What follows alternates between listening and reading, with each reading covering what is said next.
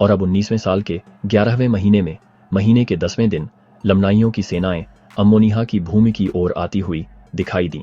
और देखो, शहर का पुनर्निर्माण हो गया था और मोरोनी ने शहर की सीमाओं पर एक सेना तैनात कर दी थी और उन्होंने लमनाइयों के तीरों और पत्थरों से खुद को बचाने के लिए चारों ओर मिट्टी डाल दी थी, क्योंकि देखो, वे पत्थरों और तीरों से लड़ते थे। अब इस समय लमनाइयों के प्रमुख सेनापति बहुत चकित हुए, अपनी सुरक्षा के स्थान तैयार करने में नीफाइयों की बुद्धि के कारण। इसीलिए वे जंगल में पीछे हट गए और उन्होंने अपना डेरा लिया और नूह की भूमि की ओर कूच किया, यह सोचकर कि नीफाइयों के खिलाफ आने के लिए उनके लिए अगली सबसे अच्छी जगह यही है।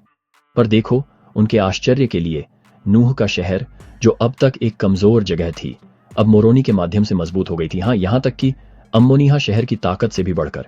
और इस प्रकार नीफाइयों ने उन सभी को नष्ट करने के लिए तैयार किया जो किसी अन्य तरीके से किले में प्रवेश करने के लिए ऊपर चढ़ने का प्रयास करते थे, उन पर पत्थर और तीर फेंक कर। इस प्रकार नीफाइयों का अपने शत्रुओं पर पूरा अधिकार था। और इस प्रकार लमनाइयों ने नीफाइयों को तब तक नष्ट करने का प्रयास किया जब तक कि उनके सभी प्रमुख सेनापति मारे नहीं गए। हाँ, और 1000 से अधिक लमनाई मारे गए, जबकि दूसरी ओर नीफाइयों की एक भी आत्मा नहीं मारी गई। हाँ, वह बहुत क्रोधित था और उसने भगवान को और मोरोनी को भी श्राप दिया, कसम खाकर कि वह उसका खून पिएगा। और ऐसा इसलिए क्योंकि मोरोनी ने अपने लोगों की सुरक्षा की तैयारी में भगवान की आज्ञाओं का पालन किया था।